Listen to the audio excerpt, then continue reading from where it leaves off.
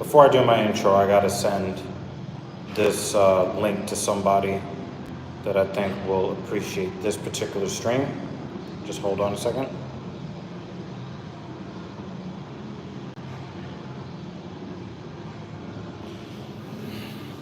Okay, this is episode 267 of the Genius Take the Wheel post-training. Oh, I'm going to send this to one more person.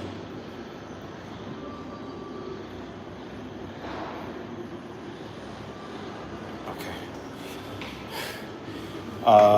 Now, what I normally do on this channel is give you fitness, motivation, and advice, and knowledge, and all that good stuff. But today we're going to do something a little bit different because I just got this really cool vehicle that I want to talk to you guys about. So I'm leaving the gym now, and I'm going to walk to the car that I'm going to give you like a little mini review of and give you my first impressions of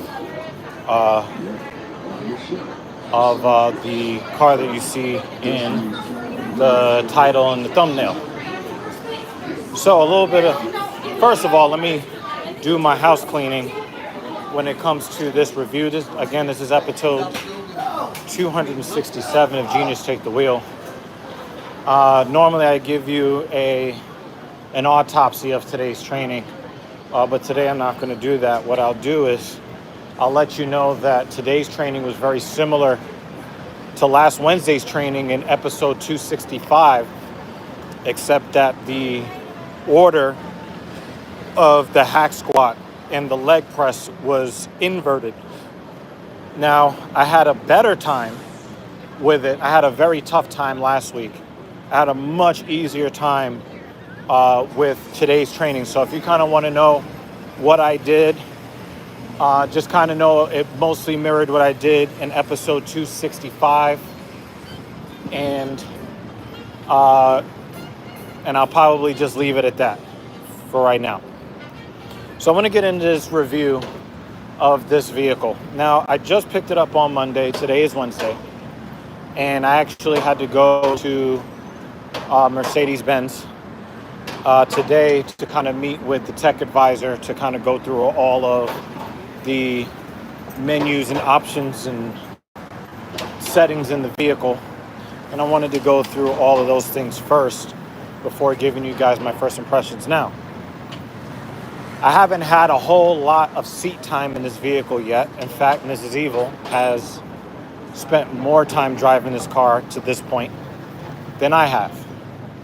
But I wanted to kind of give you my impressions of the vehicle. I want to tell you about how some of the technology compares to the vehicle that was actually my first choice, but also kind of give you my perception of this car based upon my experience with the 2021 GLE 450 of 4Matic that I drove for almost 4 years.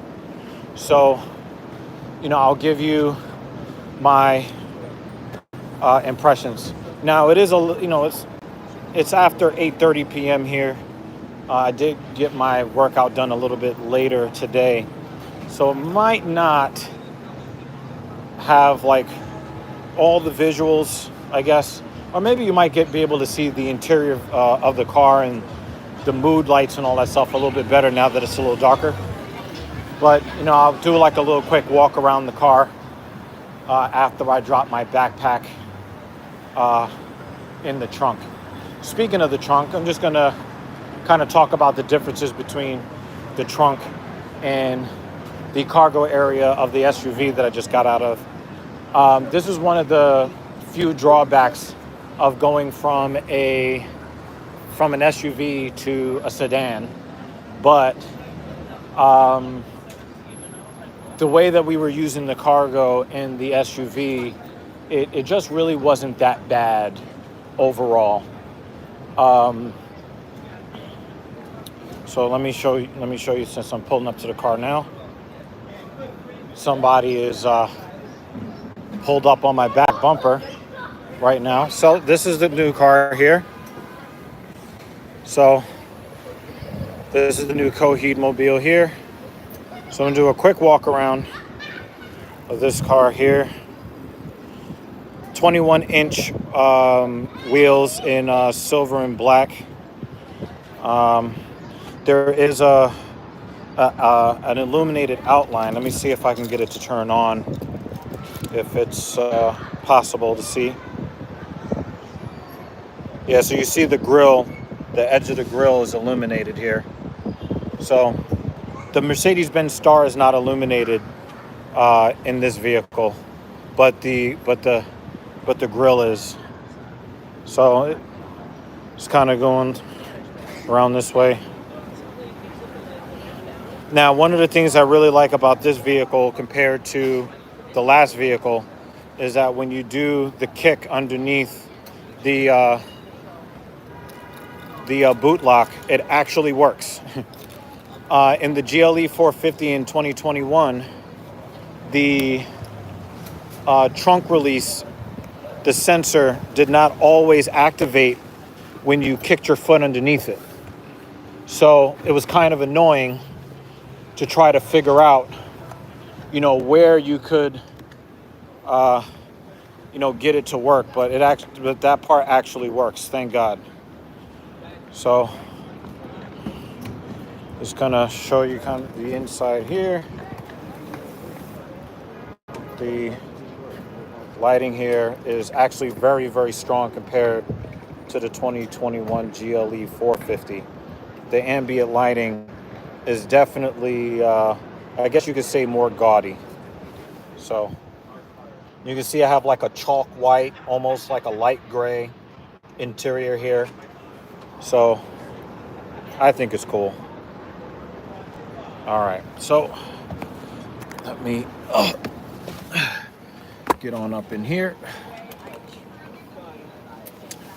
All right. Put this wallet back in my car, back in my pocket. Okay, so a quick kind of like an overview on what I was trying to do this year. My first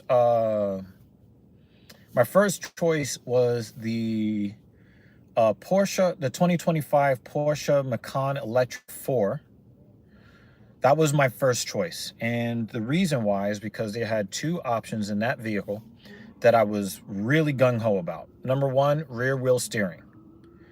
I think it had something to the effect of like 5 degrees, somewhere in that range, of rear wheel steering to reduce turning radius and improve stability at highway speeds. Also, we do a lot of parallel parking here in New York. Sometimes the spaces can be a little bit tight. So, it is very nice to be able to, have an option like that. It's not a must-have option that's a deal breaker, but it is definitely something that I wanted. So I just want to see if, hey, now I'm better illuminated. Okay. So these are things that I really wanted: the rear wheel steering in the 2025 Porsche Macan Electric 4. And I wanted their augmented reality heads-up display, because their augmented reality heads-up display isn't like your typical heads-up display where there's like a small rectangle in front of you projected onto the windshield. It actually spans across that windshield and gives you more granular information that can really make a difference when you are trying to stay safe around other vehicles and pedestrians. So the reason why I was not able to get that vehicle is because of Donald Trump and his tariffs. So the way that it works is the electric vehicle tax credit that was worth $7,500, which if you go to Porsche, they will apply for it in the following year. So they get all of everything done. They give you a $7,500 discount up front, and then they go and file for the tax credit themselves in the 2025 tax year. So that's how Porsche does it. So you get a $7,500 discount that they either weave into the financing or the lease of the vehicle. Now, the caveat to that is that the vehicle must be have an MSRP of under $100,000. So the specs that I was putting together for the Porsche Macan Electric 4 in 2025 were vehicles that had an MSRP around $93,000 to $95,000, which would have come down to about 87 and change if I got the tax credit, 85, 86, 87, which would have been a pretty substantial discount and would have reduced the lease payment dramatically. Now, when Trump introduced the tariffs, it took a vehicle that would normally be in the neighborhood of 85, 87, 92,000, and then it pushes it up way over $100,000. So not only do you have to pay the extra premium because of the tariff, but then you lose the $7,500 discount on the tax credit on the other side of that. So you actually get hit with a double whammy. So it didn't make financial sense for us to go for the Porsche Macan Electric. I was kind of depressed about it for a while. I got over it. I started doing more research and started looking at vehicles that would be a little bit easier for me to get in, being that I was already in a Mercedes-Benz lease. Getting out of that lease before they ended all of the, the tax credits and they started putting the tariffs out there and all of that, I wasn't going to be able to do that. Mercedes-Benz is not going to let you out of a lease early, then go over to Porsche, right? So I decided that I would look for the least boring car that I could find on the Mercedes-Benz website, mbusa.com. And what I started doing is I went from the cheaper vehicles because I really wanted to pay a lot less per month than I was paying with the 2021 GLE 450. I was paying a lot of money, but I got that vehicle during the Rona lockdowns and they had the chip shortage and they had, very limited inventory. So they were putting market adjustments on top of this, on top of that. It was a whole mess. I ended up really getting hit pretty hard in the wallet per month on that lease. But I really wanted to pay less money and perhaps maybe even have a better experience. I've been driving these luxury cars now for pretty much almost 10 years. So a lot of these cars I find to be pretty boring, and I wanted something that would be just less boring. So I went through all of the options that were available throughout all of the Mercedes-Benz cars up to the S-Class. I was willing to pay up to S-Class money, but I knew that there were certain things that I would want to have, at least in the interim, until maybe the baby G-Wagon comes out in 2027 to 2028. So I looked at the GLB, I looked at the C-Class, I looked at the CLA, I looked at the CLS. I kind of even thought about maybe doing a four-door convertible, but that wouldn't have been very practical. Like I had a bunch of different things that I thought that I could do with the next car. Now, having to have the, I have the BMW, the Z4 M40i only has 2 seats, so I can't do 2 impractical cars. Mrs. Evil is here. How you doing? So I can't do 2 impractical cars, right? I got the BMW Z4 M40i 2022. So I wanted to find a car that was practical but was not boring. That was super duper important. So what I did was I went through all of the options that are available in all of the cars. And let me tell you, the SUVs, as far as like options, are mostly pretty boring when it comes to Mercedes-Benz. That is, the GLC, the GLB, the GLA, GLB, GLC, GLE.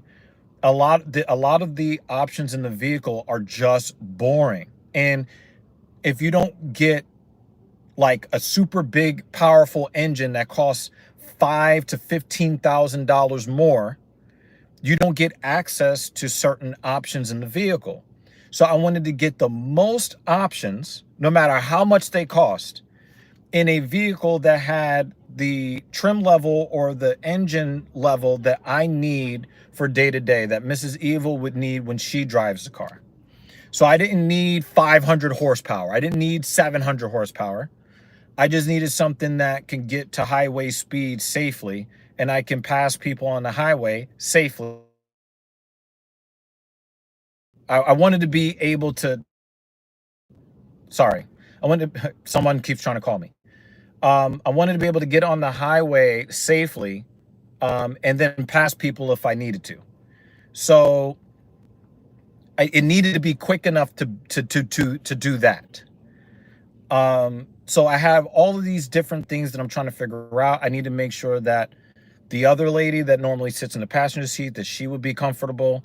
I needed to make sure that Mrs. Eva would be comfortable driving the car herself. So there was a bunch of different factors that I needed to consider when choosing the car. Plus, I didn't want something that was boring. I know I'm asking a lot. So when I actually looked at the E-Class, the E-Class regular sedan had the most interesting technology options. The C300 was missing a couple of things. The GLE, because I was thinking about going to another SUV. It's not as technologically advanced as the actual E-Class. So the 2025 is the second year of the redesign. And so in the redesign that was introduced in the 2024 model year for the Mercedes-Benz E-Class sedan, they added the most bleeding edge tech that they were putting in cars. In fact, there is technology in this car that is not yet found in the S-Class, which is insane. So there are some things that are a little bit more luxurious in the S-Class compared to the E-Class. But when it comes to the technology portions of this car, this might be the most advanced vehicle that Mercedes-Benz has right now as I'm sitting here on July 23rd, 2025. So what does this car have that has me feeling so giddy? Number one, you guys saw me use the boot, right? I kicked real quick. The trunk flew up super fast. You press the button, the trunk comes down super fast. One of the things I was not expecting as far as the way that the trunk works is that the trunk popper inside the car not only opens the trunk automatically, it also closes the trunk automatically, which is a big thumbs up. It is something that very much mirrors the experience that you would get in the SUV, even though you don't get as much cargo storage. So that was one of the cool things. Another thing about this car that really has me excited, like I said, I was looking for that augmented reality heads-up display that the Porsche Macan Electric has for the 2025 model year. Now, Mercedes-Benz doesn't have that in particular, but it cobbles together all of that cool effect in several different ways. Number one, the cluster screen is way more configurable than it was in MBUX 1.0 that I had in the 2021 GLE 450. You get way more information. They put the augmented reality in the infotainment system on the iPad light screen. It's way bigger than the last version of that we had. Way bigger. As a matter of fact, you could actually see like the screen here is actually pretty big when it comes to the infotainment system. Let me turn it on. You guys get to see this raw to life.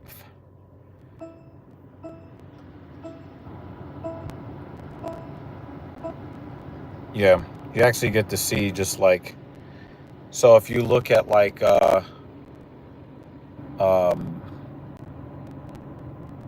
this is like the cell phone holder. Compare the size of the cell phone to this, right?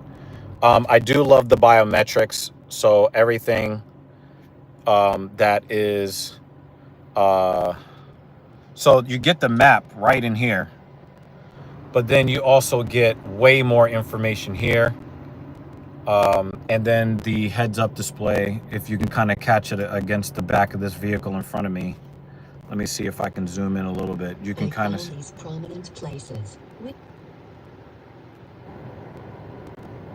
All right, so you see the heads-up display. The heads-up display actually, the heads-up display is a little, puts a little bit more information. It's a little bit more involved than the previous version from MBUX 1.0. So it's the infotainment system is like a billion times better in this version. So I'm pretty sure that if you're looking to get a 2025 Mercedes-Benz E class or 2026 Mercedes-Benz S class, Multiple results.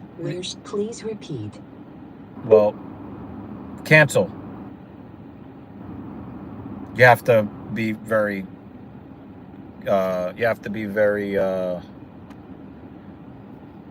it's a little weird if you mention the name of the car while the infotainment system is on. So I'll probably just turn this off because it will continue to keep like asking me questions and shit. Where do you want to go? Like, no, I just said the name of the car. The voice assistant is definitely more responsive, and it responds to normal human language a little bit better than the first version of this. I definitely have to say that much. But so when it comes to the information that is displayed in front of you, this is like a really great this is a really great almost like a consolation prize, because it cobbles a lot of the options that are in the Porsche Macan Electric for 2025, and it actually combines those elements in different parts of the car instead of just in one part, which would be the heads-up display. So the augmented reality part is actually in the infotainment screen. The added instructions and information that is projected is not projected onto your windshield with the heads-up display. To me, it's even cooler. It uses the headlight system to make shapes that are projected onto the street in front of you, which I just think is so dope.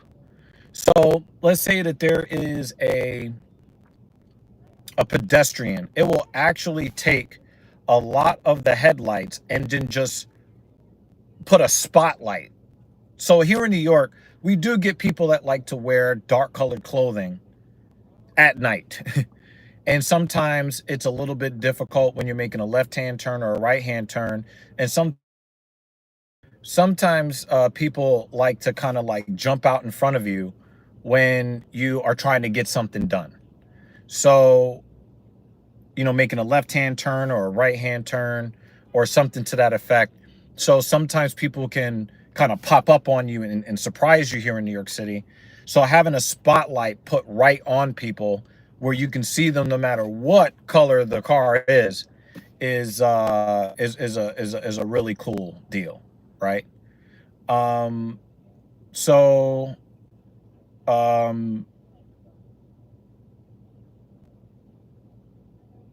the sound system in this vehicle is also, not only is like they have like a 3D audio type of thing where, you know, Apple spatial audio works and all that good stuff, but they got this thing where they integrated some of the haptic feedback in the seats, the front seats. So it'd be like the driver and the front passenger, where you can, they call it 4D audio, where you can they actually kind of give you vibrations of the bass in your seat. So not only do you kind of feel like the vibrations of like a normally good sound system in a car, not only do you get that feeling where it kind of like hits that vibration in the chest, you also get the vibration behind you. So it's more of like a full body experience. So if there's music that you like, especially if you're a person that really likes the bass in songs, you put the 4D audio on in here and you kind of tune, you know, how much of the vibration you feel in the seat. It is incredible. It is actually pretty dope. The adaptive cruise control is really cool. The only, I think some of the drawbacks is that I think that there are too many things that are locked behind menus. Now, it is a little bit of a learning curve. You start to kind of figure out what your go-tos are. So they do have a lot of different things that you can touch that can give you exactly what you want without having to dig into the menu, but you kind of have to configure that first. But I would love to see in the next redesign more physical buttons. I don't need there to be a permanent bar that No results gives found. I don't need there to be like this permanent, you know, bar at the bottom of the infotainment system that, you know, does the HVAC system and all of that. I don't need all of that. Just give me physical buttons that I can just hit. Now, one of the things that they did was they took a lot of the buttons that were kind of on, you know, in the center console, and they move those things into some haptic buttons onto the dash. That's cool. But if they could have added just another row of physical buttons for like AC and all those types of things, and, you know, the heated seats or whatever. Well, they got the heated seat buttons actually on the driver and passenger side door, so that's cool. But as many things that people touch on a regular basis that you can keep out of a menu, the more you can do that, the better. I saw the new entry level Ferrari, the Amalfi. They started bringing back physical buttons because their clientele said less menus, more physical buttons. So when they brought out the Amalfi, which I think is the successor to the Roma, they put more physical buttons. From what I understand, Mercedes-Benz have been getting the same complaints. So I wouldn't be surprised if like a mid generation refresh or something like that might start bringing some of the physical buttons back to the dash, or maybe even when they bring out the next generation of the S-Class, you're probably going to see a couple more physical buttons there. So the things that I really cared about ended up being in the vehicle, which is a big deal for me. The intelligent headlight system to me is just so dope. And it also adds to the feeling of confidence that not only can I keep the people inside my cabin safe, I can also keep everybody else outside my car safe at the same time. Either being it on the highway because the headlights will intelligently recognize animals on the side of the road, which is something that, you know, when I go driving away from New York City, sometimes we go where there are a lot of deer.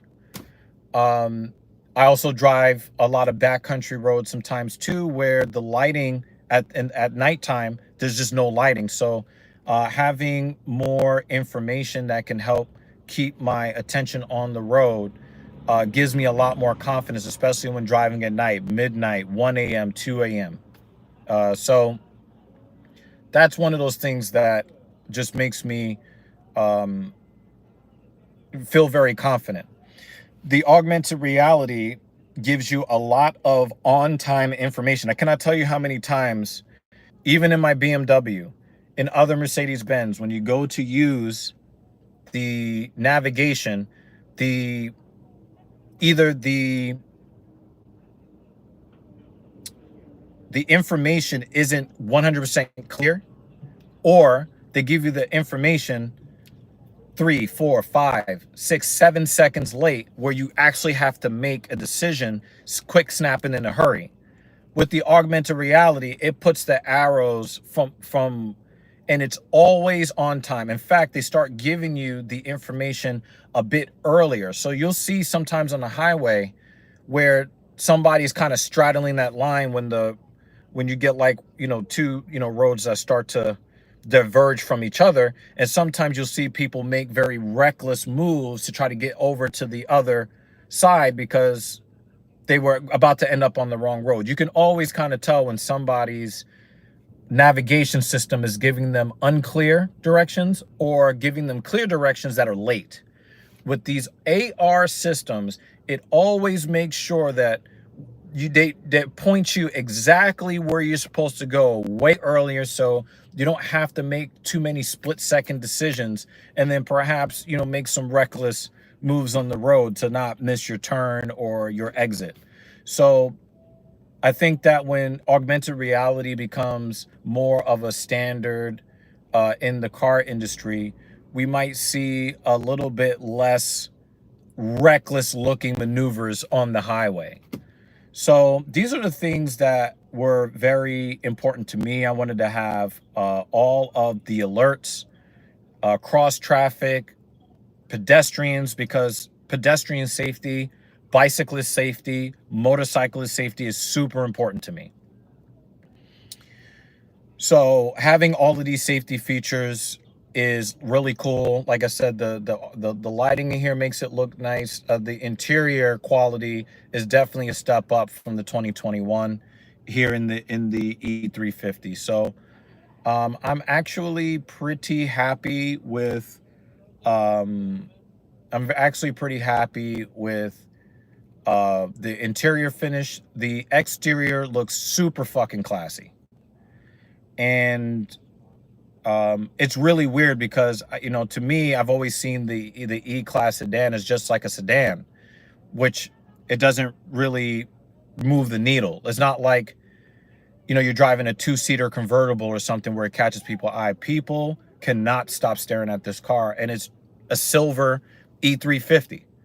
But the way that they designed it is just so classy that it does catch people's eyes.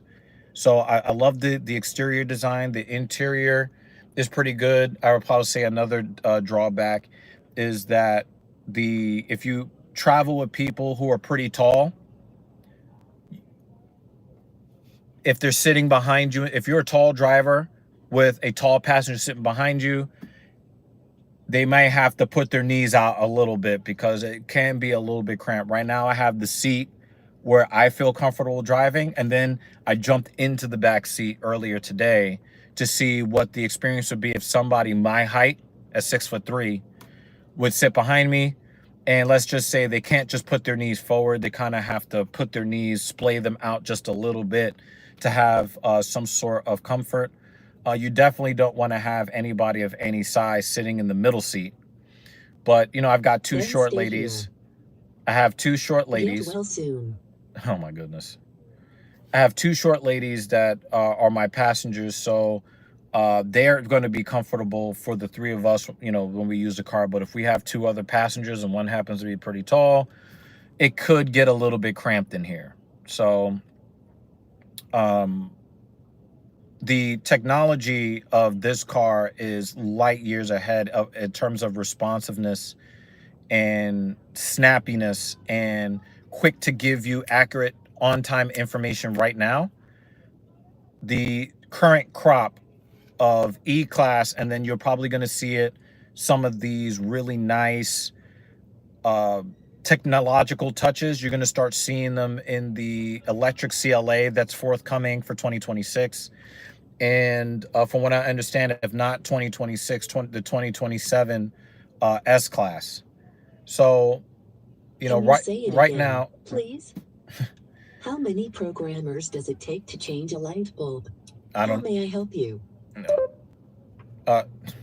So you see, the voice assistant really wants to get in there, so it can be a little much. But other than that, like, the comfort in this car is really great.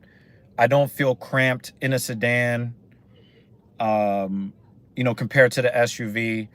I will say that even though this car has about 110 less horsepower, it is actually quicker than the GLE 450 that I had that had like 360 something plus horses. This only has 255, but the mild hybrid is just a better version of what they were using a few years ago. And so even with over 100 less horsepower, this car is actually quicker. and it's actually zippier. And of course, with the rear wheel steering and the more direct steering feel, this car actually feels a lot closer as far as the fun of maneuvering the vehicle. Is actually a lot closer to my Z4 than I was expecting. This car is so much better than I was expecting. It's just so weird how much better this car is than I was expecting. And so tomorrow I'm going to go on a little bit more of a longer road trip to kind of get a feel for how comfortable I can be driving for 70 minutes at a time, driving for 2 hours at a time, driving at nighttime, you know, seeing, you know, just how the intelligent headlights actually work, and you know how those things are. So I might, you know, give you a couple of more blurbs when I do episode 268 on Sunday. I might, you know, hit you guys with a little bit more of what I learned, and a little bit more of the experiences that I'm having with this car. But I would probably say that if you were looking at a Mercedes-Benz right now, the most interesting Mercedes-Benz that is on the market right now, as far as your actual interaction with the car, would be the 2025 E-Class. Most people will tell you to go and get the 450, especially if you want a more athletic experience. And I think that they also have a little bit of like 20 miles of electric only range in the 450 that is not present in the 350.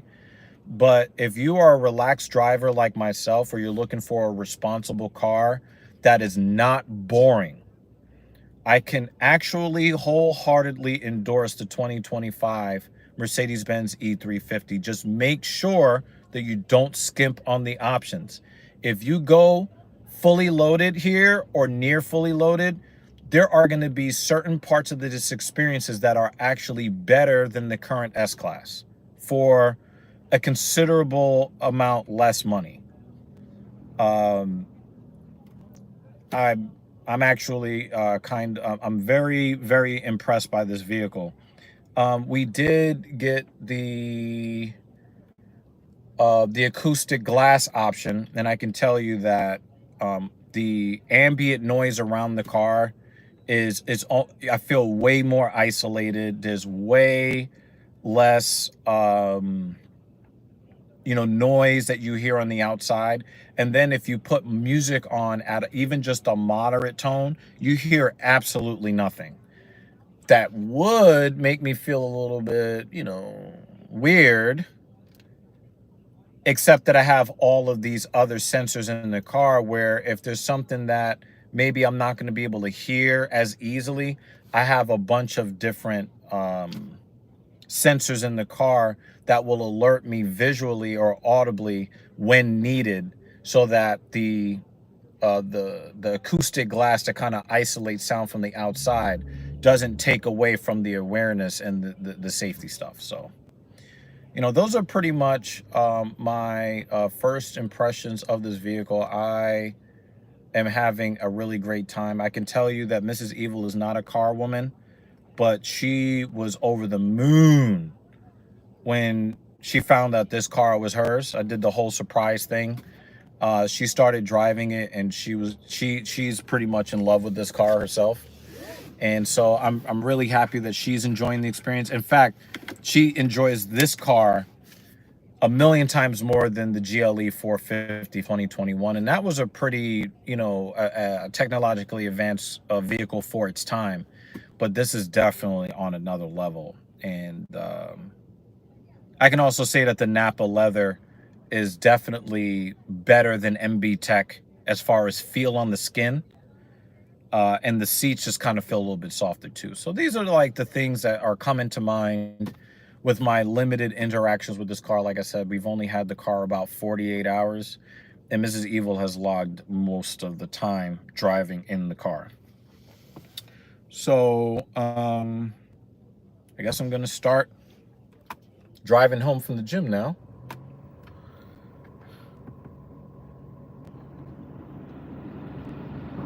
I would love it if my mirrors would come out. Thank you.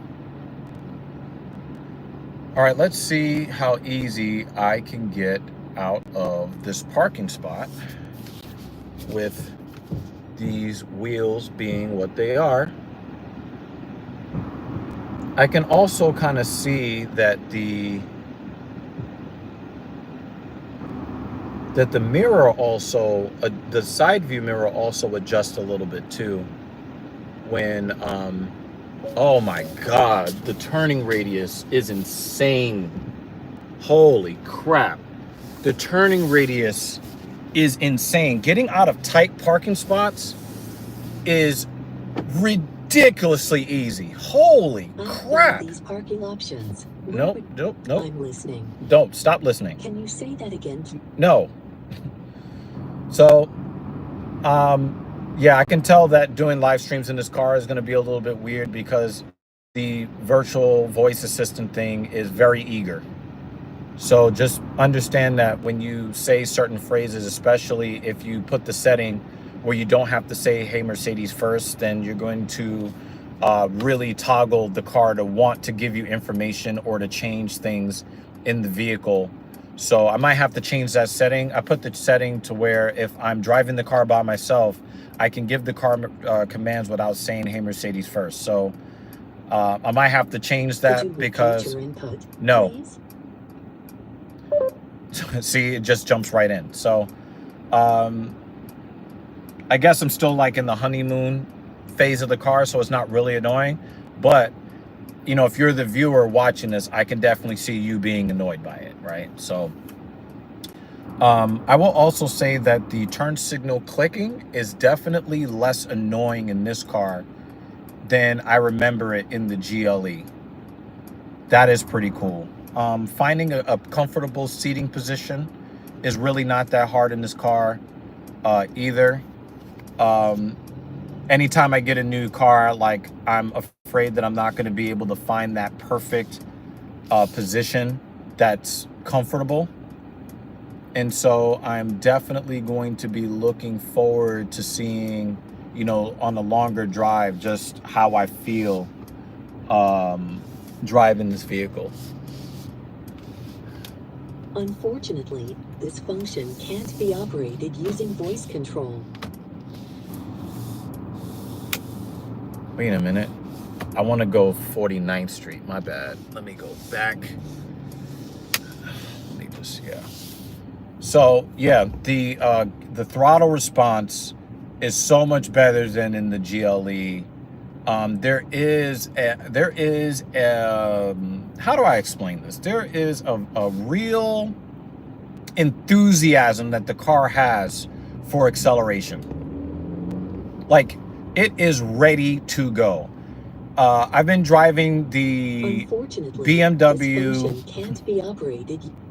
I've been driving the 2022 BMW Z4 M40i, and that has almost 400 horsepower. And I can tell you that my experience with the acceleration in that car and this car is really not that far off. It really is just not that far off as far as feel. Now, I believe that is because the torque number is very high in this vehicle, because it is mated to a very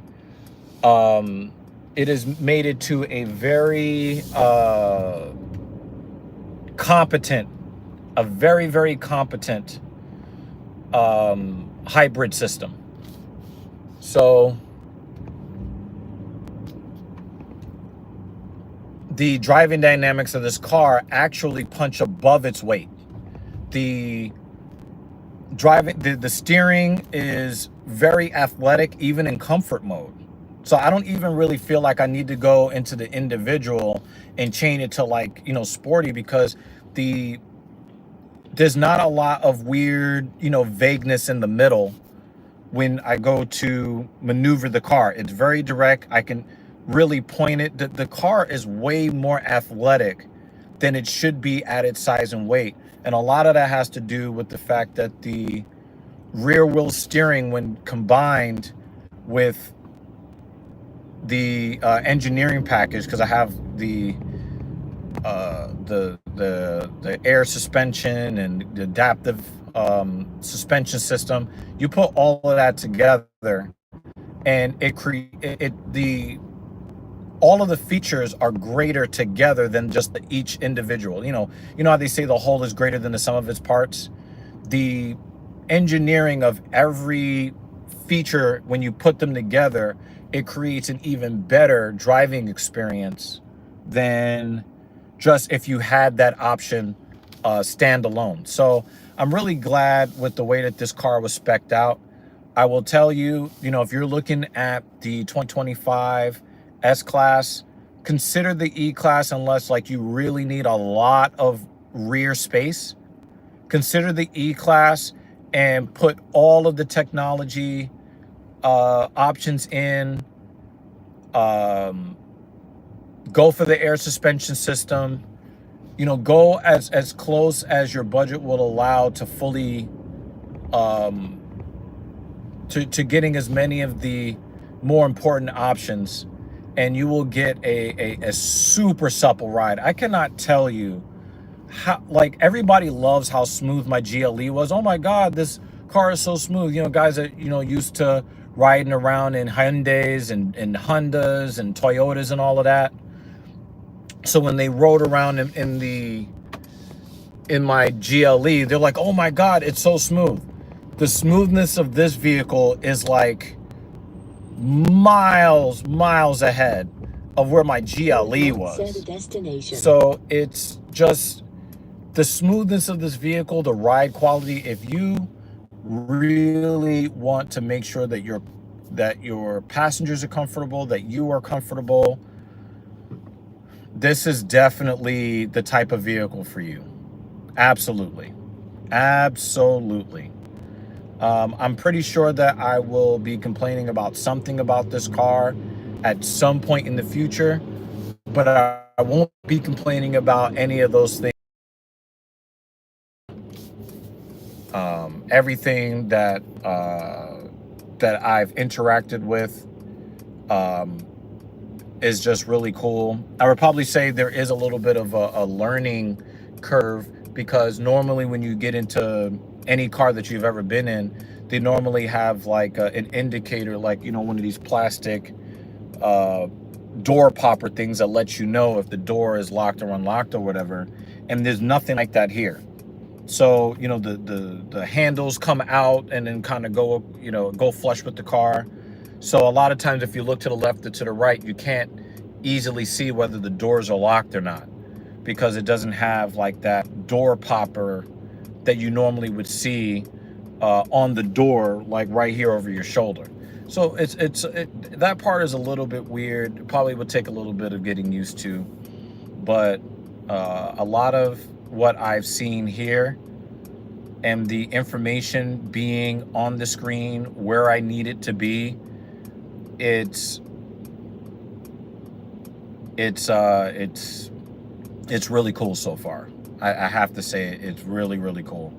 If you are technologically inclined and you are like a tech head, you watch a lot of MKBHD or some of these tech channels, like Unbox Therapy. If you're a person that gets really giddy about consumer technology, and your lease is about to be up, or you're thinking about getting a different car, definitely consider the 2025 E-Class.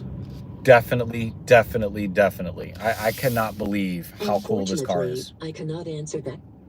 But sorry, make sure, no.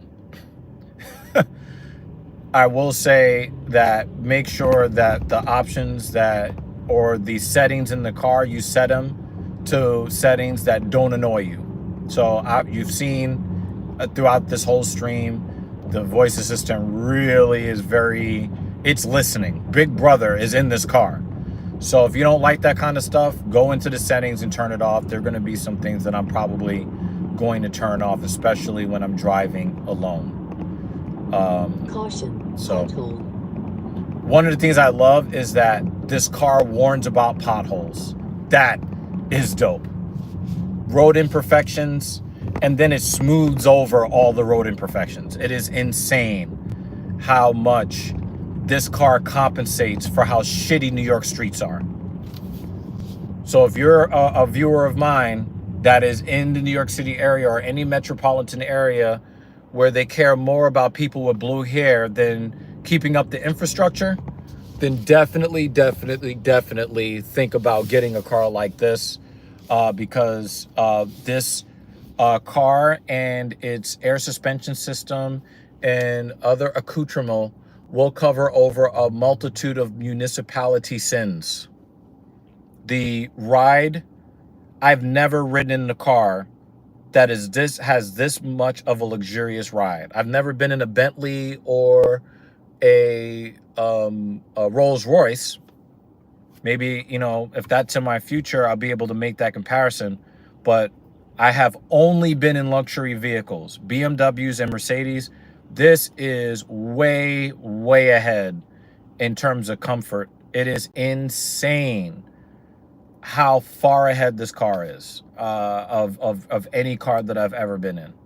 So if you're a techie, get this car. If you really value ride comfort, this is probably number one on the market under $100,000. Not probably, it is. This is the number one car under $100,000 for ride quality. And I feel very comfortable making that claim. All right, I'm done here. Thank you so much for watching. I do appreciate you guys always stopping by. If you have any more questions about the car, put in the comment section down below. And, you know, I'll try to get you that information, whatever that is. This is more of like a lifestyle, you know, fitness, a little bit of gaming channel for the most part.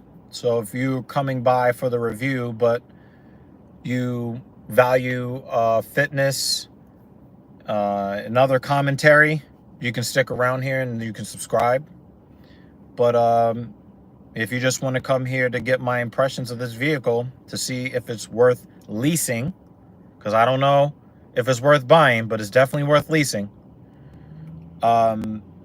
you can definitely ask me for more of my opinions in the comments down below.